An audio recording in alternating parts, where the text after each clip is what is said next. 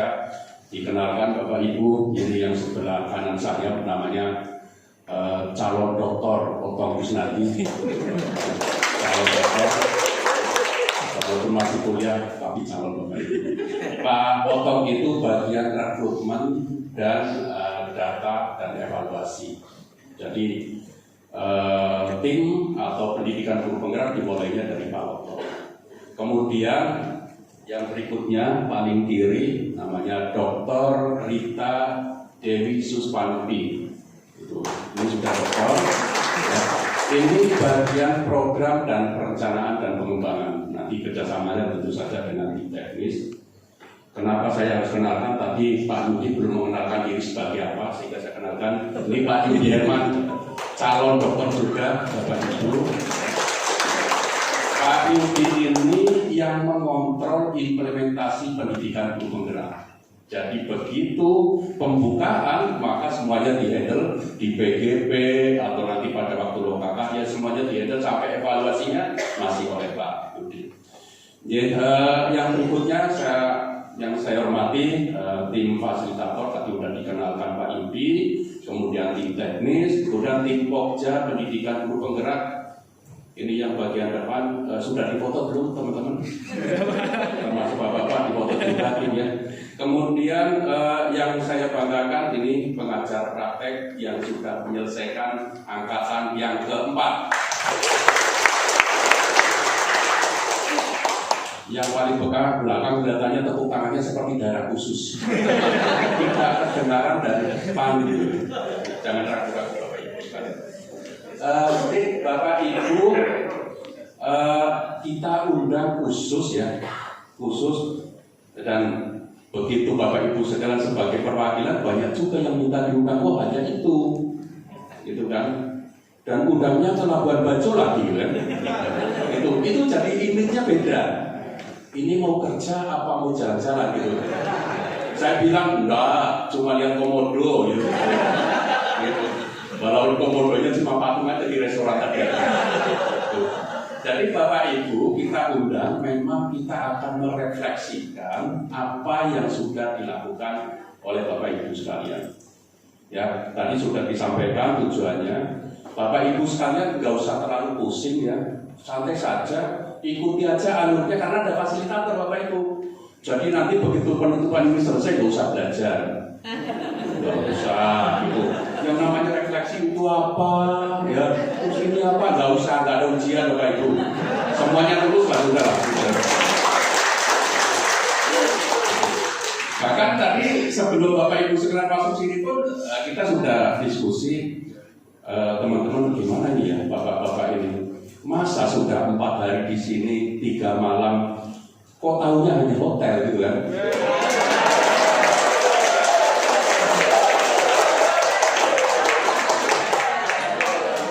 Ini kalau sudah dibocorkan di depan semangatnya luar biasa. Ya kira ada kerja tertentu lah bisa, gitu kan.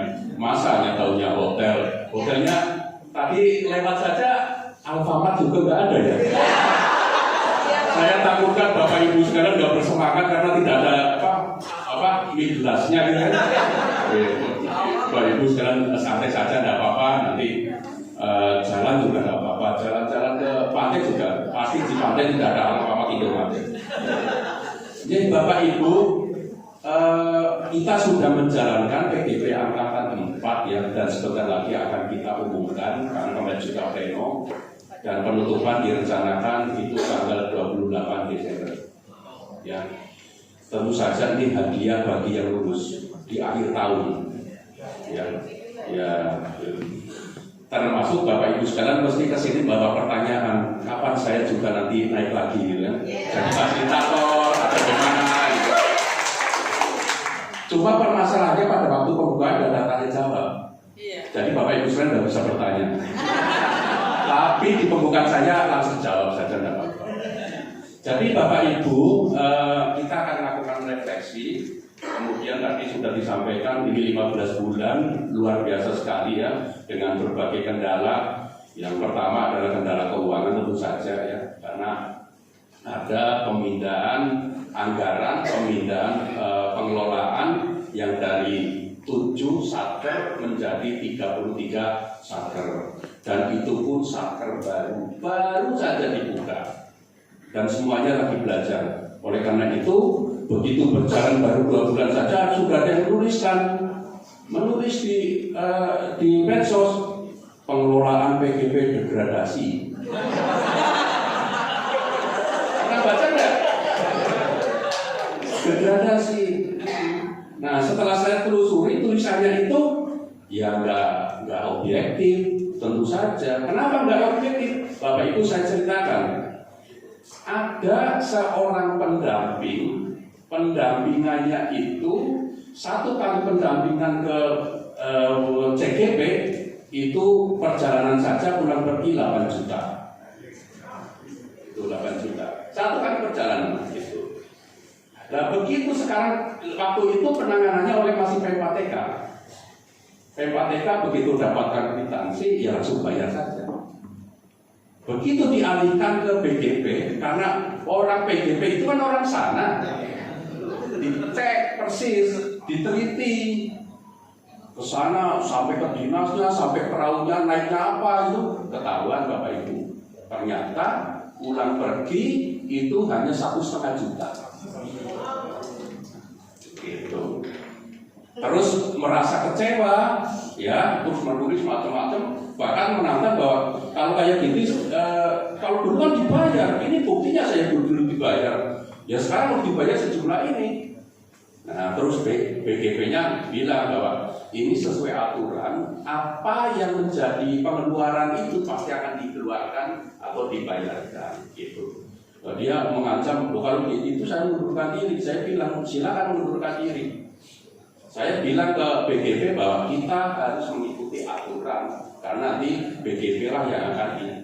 Nah, berbagai macam kita tim ini, tim BGP, kita tahu cerita-cerita yang ya agak pelik lah, yang sedikit-sedikit yang agak direpet-direpet gitu kan.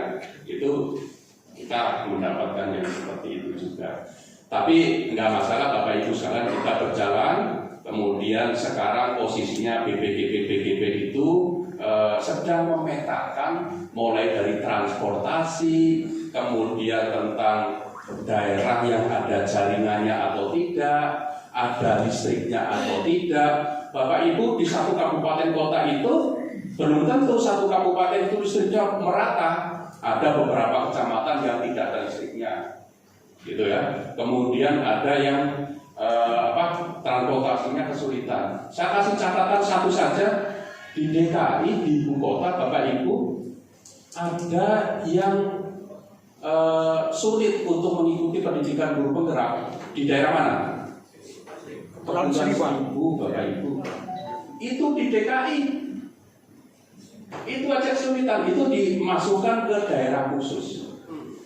Karena pendaftarnya di sana kemarin sudah dibuka, itu hanya 5 orang. Hanya 5 orang yang ada gitu. Jadi ini sekarang sedang dipetakan, dianalisis kabupaten kota mana saja nanti yang akan menjadi dilaksanakan pendidikan guru penggerak reguler. Jadi Bapak Ibu sekalian, itu menjalankan pendidikan guru penggerak reguler yang dijalankan karena ada jaringan dan bisa daring dan luring. Kalau di daerah itu tidak ada jaringan, tidak ada listrik, kemudian geografisnya sulit karena ada kepulauan, itu kita akan adakan dan sekarang sudah berjalan, itu namanya pendidikan guru penggerak daerah khusus. Itu sudah ada Bapak Ibu sekalian. Dulu kita meyakini bahwa 2 moda ini bisa menyelesaikan pendidikan guru penggerak di seluruh Indonesia. Ternyata tidak. Ada satu lagi pendidikan guru penggerak, namanya pendidikan guru penggerak intensif. Pendidikan guru penggerak intensif itu diperuntukkan bagi daerah di samping jaringannya sulit, transportasi sulit, kemudian satu faktor keamanan. Ada, terutama di Indonesia Timur.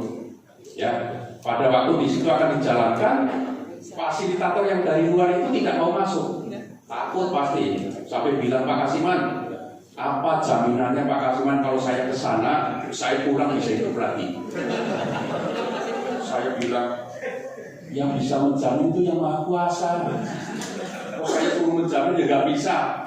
Dengan adanya itu, karena tidak ada jaminan itu, kita rancang untuk pendidikan guru penggerak daerah intensif. Nah, caranya gimana? Daerah yang tidak aman itu, guru-gurunya itu dibawa keluar daerah yang aman, dididik dari daerah aman, kemudian kembali lagi melakukan aksi nyata, kemudian nanti dididik lagi. Dan rentangnya hanya 2,5 bulan selesai. 2,5 bulan selesai, tapi total jamnya sama.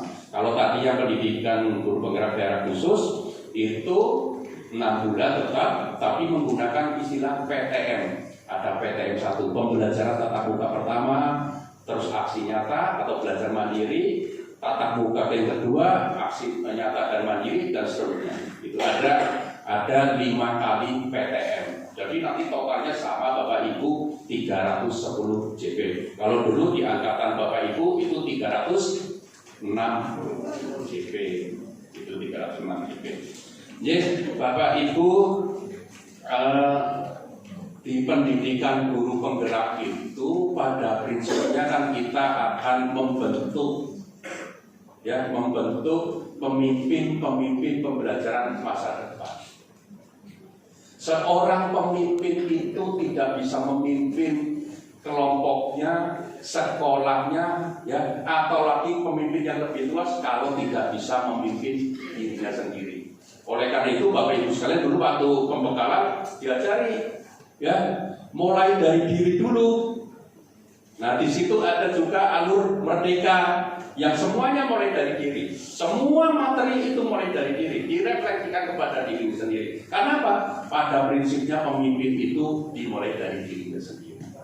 Nah, saya tadi browsing Bapak Ibu, ya, ada 5 aturan utama untuk menjadi mempunyai kemampuan memimpin diri sendiri. Ada 5. Yang pertama itu adalah jujur pada diri sendiri. Kalau seseorang tidak mau jujur dengan dirinya sendiri, pasti tidak akan memimpin orang lain. Dengan jujur itu, Bapak Ibu sekalian, kita bisa objektif, bisa menilai diri sendiri bahwa, oh, saya kekuatannya ini, saya mempunyai kelemahan ini. Kalau tidak mau jujur, orangnya nanti tinggi hati terus ngomong, saya kayak itu gampang, mudah gitu. Jadi kenapa harus jujur? Termasuk Bapak Ibu sekalian, refleksi itu bagian dari kejujuran. Nggak ada gunanya Bapak Ibu sekalian melakukan refleksi tapi tanpa kejujuran. Tidak ada gunanya. Karena refleksi sebenarnya kalau Bapak Ibu sekalian besok dipandu, kita akan misalnya refleksi tentang hal tentang tantangannya seperti apa. Nanti praktek baiknya seperti apa. Kemudian hal-hal yang menarik yang ditemui seperti apa? Bapak Ibu sekarang jujur dulu. Ya semuanya harusnya jujur. Termasuk refleksi itu kan sebenarnya umpan balik ya, supaya kita bisa memperbaiki diri sendiri. Termasuk Bapak Ibu sekalian ya, pada waktu asesmen itu bagian juga refleksi. Itu kalau tidak jujur, ya sebenarnya kita percuma Bapak Ibu. Termasuk Bapak Ibu sekarang, kalau seorang dokter yang pintar sekaligus, kan mesti tanya kepada pasiennya juga Bapak Ibu. Malah yang mau berobat ditanya sakitnya apa, yang dirasakan apa. Kalau pasien itu tidak bicara nggak jujur, pasti obatnya akan berbeda. Itu yang tadinya misalnya sakit kepala, ternyata bilangnya sakit perut, pasti dikasih obat sakit perut. Nah, oleh karena itu Bapak Ibu perlunya kejujuran. Jujur dan silakan nanti Bapak Ibu. Itu yang pertama. Yang kedua, tidak ada artinya Bapak Ibu setelah direfleksi itu tidak ada target untuk menyelesaikan, untuk memperbaiki. Tidak ada artinya. Itu oleh karena itu di dalam proses refleksi itu, setelah itu kita nanti akan ada target ini apa yang harus dilakukan. Nah, kemudian konsentrasikan kepada hal-hal yang utama. Ya memang untuk perbaikan. Tentu saja Bapak Ibu sekalian, seperti jalan itu pasti ada persimpangan, ada kendala saja yang jadi masalah, itu hal yang biasa. Kemudian yang berikutnya, yang ketiga, Bapak Ibu, ya, seorang pemimpin itu untuk bisa memimpin diri sendiri itu menjadi seorang yang pembelajar. Nah, selalu belajar Bapak Ibu. Oh, ini ada, setelah direfleksikan, ada target, saya harus pakai cara yang seperti apa ya? Gitu. Oleh karena itu, hal yang paling baik Bapak Ibu, yang paling baik Bapak Ibu untuk menjadi pemimpin itu, carilah hubungan baik di sekitar Bapak Ibu sekalian yang berpikir tentang hal-hal yang positif. Bapak Ibu, berarti hal yang positif. Yang negatif buang saja. Kadang-kadang gini Bapak Ibu, ada peserta tidak lulus Bapak Ibu, seleksi sudah 3 kali CGP itu tidak lulus. Bukan terus refleksi, apa yang salah ya bagi saya? Kemarin saya cerita apa ya? Tapi bilangnya gini, oh ini asesornya yang nggak standar, gitu. Kemudian, oh ini LMS-nya, ini si PKB-nya, ya, ini soalnya yang nggak mutu. Disoroti itu Bapak Ibu. Itu namanya apa ya? Justru hal-hal yang negatif yang dikeluarkan. Kita tidak akan ada selesainya Bapak Ibu kalau kita menyoroti hal-hal yang negatif, ya. Misalnya hal negatif ini ada lagi. Alah, kurikulum merdeka nanti ganti menteri, ganti juga kurikulumnya. Ada yang seperti itu. Biasanya orang yang berpikiran negatif itu kurang kurang bahagia Bapak Ibu. Pasti tidak bahagia. Karena apa? Kecewa. Dan kecewanya itu terus menerus. Begitu nanti menterinya ganti, ternyata nggak cocok lagi. Ya kurikulumnya nggak cocok lagi. Nanti saya nunggu lagi menteri yang baru. Nggak cocok lagi. Artinya apa? Hatinya itu luka setiap hari. Karena apa? Menunggu yang pas, ternyata nggak ada yang pas. Gitu. Hal-hal seperti itu. Oleh karena itu, usahakan Bapak Ibu sekalian di lingkungan yang serba positif, apapun positif. Itu kita berdoa. Tapi Bapak Ibu juga kadang-kadang kita lupa juga ya. Kita tahu bahwa kadang-kadang mikir gini, rezeki itu dari Allah, dari Tuhan. Tapi begitu rezekinya kurang sedikit saja sudah menyalahkan, ini kurang ajar ini, nggak adil Allah itu. Sudah nyalakan itu, katanya dari Allah. Tapi begitu dikurangi sedikit, ya itu sedikit. Hanya telat saja bayarnya ini apa? Honor, itu sudah bukan main. Ada yang disalahkan. Itu saya bilang tunggulah, karena uang negara ini ada aturannya, ya, sehingga pasti akan dibayarkan itu. Bilangnya gini, keringatnya sudah kering. Itu Bapak Ibu. Yang berikutnya, yang keempat adalah berpikir positif. Ya, selalu berpikir positif. Itu. Jadi nggak usah berpikir ada yang mendampingi itu, bro, nilainya bagus itu.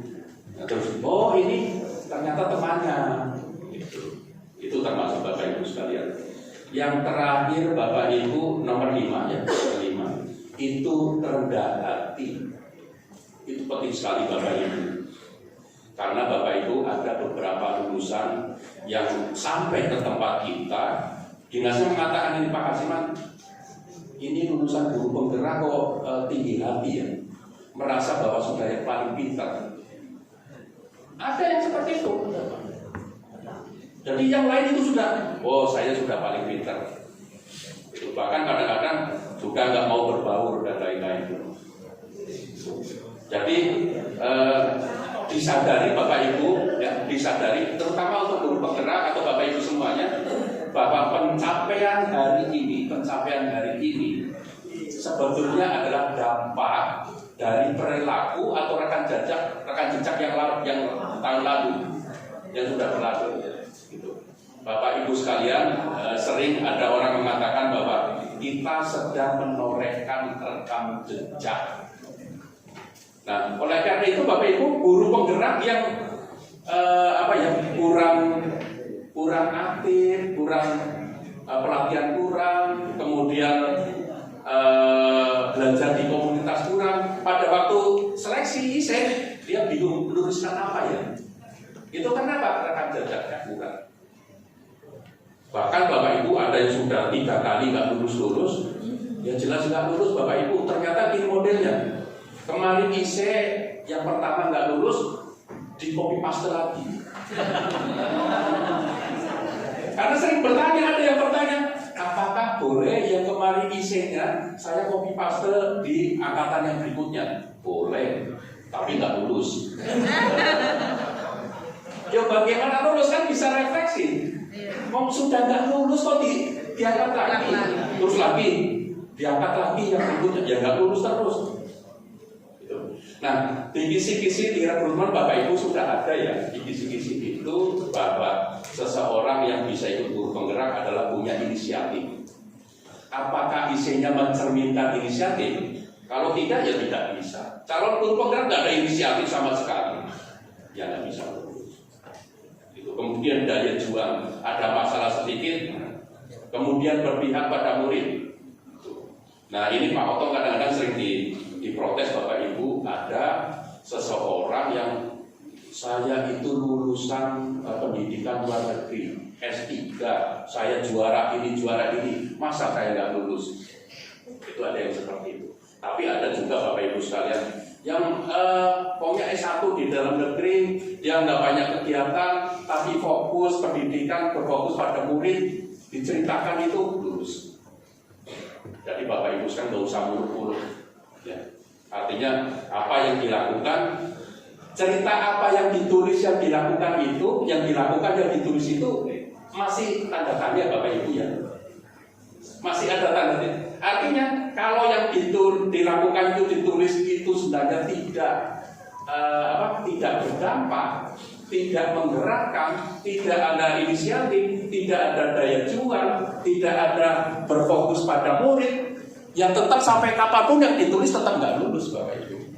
Bukan berarti yang tulis saja yang sudah dilakukan, bukan seperti itu. Itu di dalamnya ada teman-teman. Oleh karena itu pada waktu rekrutmen biasanya di situ ada kompetensi untuk yang diwawancara, IC, kemudian simulasi mengajar.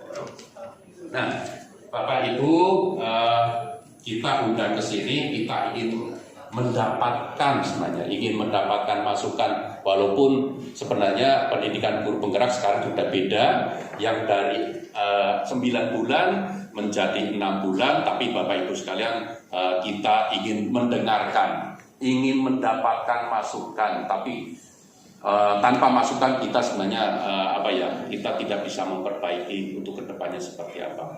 Kemudian yang berikutnya ini mungkin yang diharapkan Bapak Ibu, bahwa karena Bapak Ibu sekalian sudah menjalankan tugas sebagai pengajar praktek 1 kali, maka mungkin bulan Januari itu kita akan rekrutmen untuk sebagai fasilitator.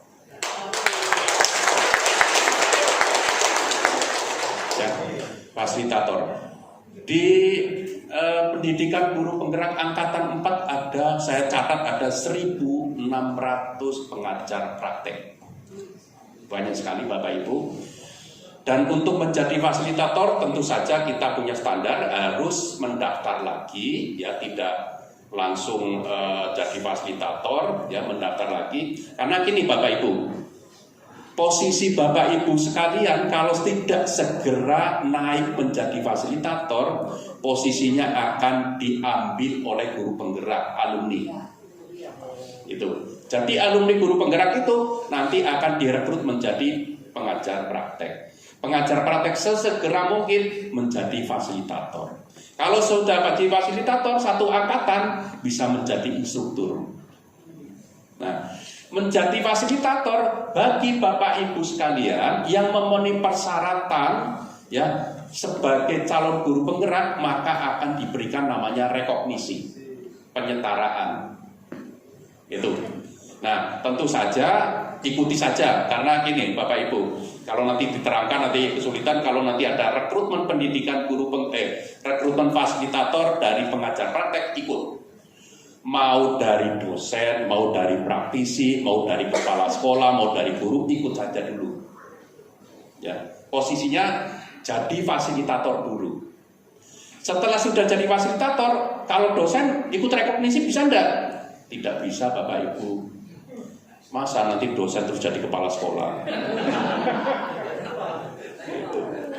Terus praktisi ternyata ada kepala dinas juga Bapak Ibu yang jadi pendamping. Saya bilang, Pak ini sibuk nanti Pak, gimana? Nanti kepala dinasnya itu. Saya mau belajar juga, ya udah enggak apa-apa. Apakah kepala dinas ini bisa ikut rekognisi? Tidak bisa, nanti malah jadi pengawas. Nggak usah ikut aja. Jadi yang bisa ikut rekognisi adalah guru.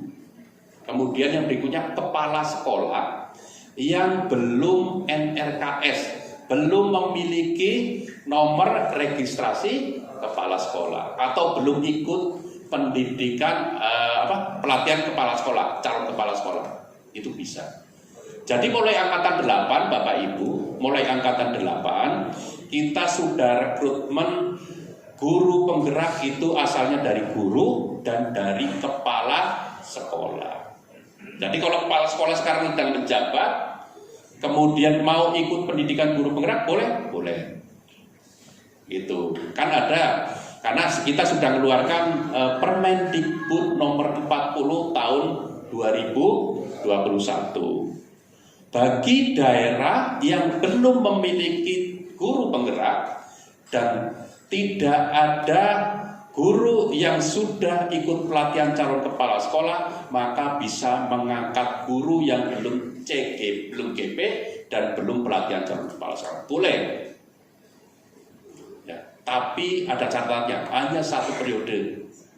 Hanya boleh diangkat 1 periode. Apakah ini nanti akan bisa diperpanjang periodenya? Pada waktu dia 4 periode itu terus ikut pendidikan guru penggerak dan dinyatakan lulus, maka bisa sampai 4 periode. 1 periodenya 4 tahun berarti 16 tahun. Itu Bapak Ibu ya. Jadi silakan diikuti. Jadi itu Permendikbudnya sudah ada Bapak Ibu ya, yang bisa dijalankan, jadi bisa ikut rekognisi. Sebagai fasilitator rekognisi mempunyai 2 peran Bapak Ibu. Mempunyai 2 peran. Peran sebagai fasilitator artinya memfasilitasi guru penggerak reguler, dan peran sebagai calon guru penggerak rekognisi. Ya. Itu nanti istilahnya Bapak Ibu sekalian akan ditambahi ilmunya dari instruktur, Bapak Ibu sekalian ikut namanya elaborasi pemahaman, kemudian ikut nanti membuat aksi nyata. Bapak Ibu sekalian kan belum ikut aksi nyata, nah belum, itu juga dipraktekkan, kemudian ikut tes awal dan tes akhir. Nah, yang seperti itu Bapak Ibu sekalian banyak bisa dipelajari nanti di portal ya, untuk mengikuti pendidikan guru penggerak. Itu Bapak Ibu, jadi kesempatan terbaik Bapak Ibu sekalian untuk ikut atau mengembangkan diri ke level yang lebih tinggi. Terus begitu pertanyaan gini, Pak Kasiman, rezekinya tambah enggak? Tambah Bapak Ibu. Ya, jadi begitu. Ini benar-benar tepuk tangannya dasu sekali.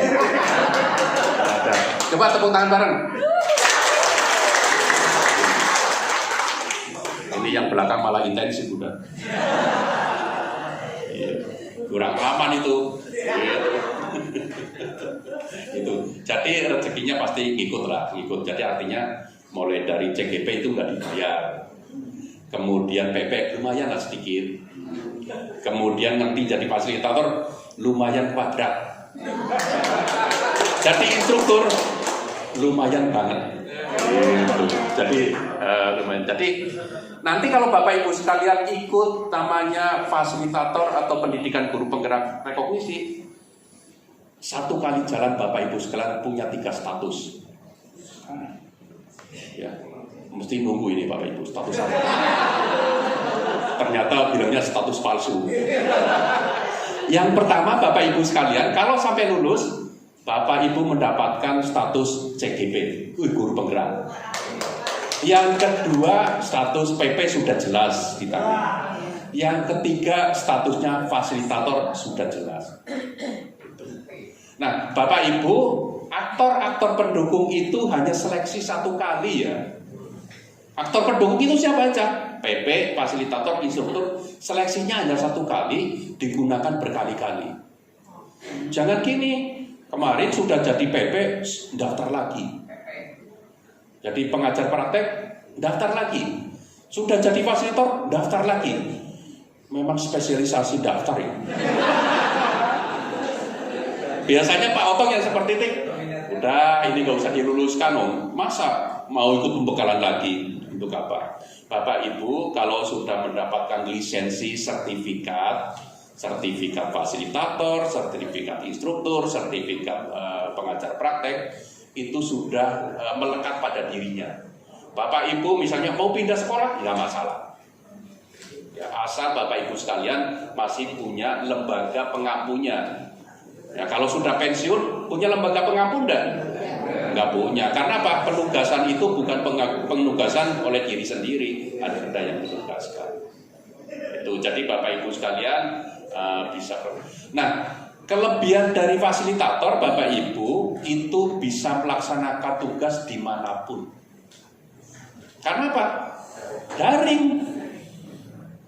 Itu Bapak itu misalnya dari Solo, tempatnya Pak Jokowi, bisa mendampingi yang Aceh, Papua, Sulawesi, mau Manado, mau Makassar, bisa dampingi. Bapak Ibu lagi tugas di Jakarta, bisa mendampingi, bisa memfasilitasi. Tugas di Labuan Bajo, bisa mendampingi. Kecuali di waktu di Pulau Komodo, nggak ada sinyal. Jadi bisa dilakukan di mana saja. Nah, itu kelebihannya. Kemudian nanti jadi instruktur juga bisa. Apakah fasilitator bisa merangkap sebagai instruktur? Boleh. Boleh. Karena pada waktu Bapak Ibu sekarang sedang memfasilitasi, pasti peran instruktur tidak bertabrakan. Itu. Nah, yang nggak boleh Bapak Ibu peran pengajar praktek kemudian berperan sebagai fasilitator, itu tabrakan. Ya. Jadi guru penggerak, jadi pengajar praktek, nanti bisa mendampingi dirinya sendiri, bisa memfasilitasi dirinya sendiri. Jadi yang seperti itu tidak bisa. Termasuk Bapak Ibu sekalian, kalau ada Bapak Ibu yang sedang menjalankan tugas sebagai kepala sekolah penggerak, sebaiknya ditinggalkan pengajar prakteknya. Karena apa? Kita ingin Bapak Ibu sekalian sekolah penggerak ini benar-benar tumbuh, tidak diganggu. Karena kemungkinan Bapak Ibu, karena sudah ada yang pada waktu lokakarya di sekolah penggerak, pas di sini juga lokakarya. Itu ditinggalkan salah satu. Toh Bapak Ibu di Permendikbud Ristek nomor 26 tahun 2022 ada Permendikbudnya tentang pendidikan guru penggerak. Kepala sekolah penggerak akan mendapatkan rekognisi. Jadi ada tersendiri akan mendapatkan sertifikat guru penggerak melalui jalur rekognisi. Pengakuannya berapa? 100%.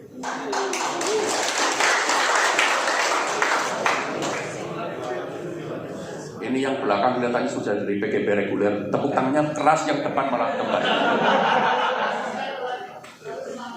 Jadi akan mendapatkan rekognisi. Coba nanti Bapak Ibu sekalian buka di Permendikbud nomor 26 tahun 2022. Gitu. Yang mendapatkan rekognisi selain kepala sekolah apa? Pengajar praktek yang guru penggerak, fasilitator sekolah penggerak, atau pelatih ahli sekolah penggerak. Ini dapat rekognisi. Itu jadi jalurnya sudah banyak sekali Bapak Ibu. Kita sudah berpikir mengintegrasikan antara pendidikan guru penggerak dan sekolah penggerak, dan sekarang sudah ada juga Permendikbud nomor 54 tentang pendidikan profesi guru, bahwa kita juga guru penggerak itu akan mendapatkan rekognisi untuk mendapatkan sertifikat pendidikan profesi guru. Itu sudah ada. Tepuk tangannya semakin kurang, sudah semakin lama. Jadi Bapak Ibu tidak berlama-lama, besok mengikuti saja yang akan dipandu oleh para fasilitator, instruktur, apa yang akan dimaui, apa yang akan dicapai, targetnya apa, itu ikuti saja ya, karena pasti ada hal tertentu yang kita akan capai supaya nanti benar-benar pendidikan guru penggerak menjadi pendidikan yang selalu lebih baik. Saya ucapkan terima kasih kepada teman-teman fasilitator, kemudian para subkoordinator, para pokja, tim teknis ya, yang nanti akan membersamai Bapak Ibu sekalian ya, dengan mengucapkan Bismillahirrahmanirrahim, maka kegiatan refleksi pendampingan PGP Angkatan yang keempat bagi pengajar praktek saya nyatakan dimulai.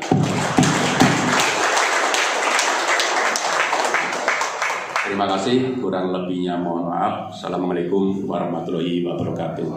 Waalaikumsalam warahmatullahi wabarakatuh. Terima kasih kepada Bapak Kasiman yang telah membuka kegiatan secara resmi pada malam hari ini.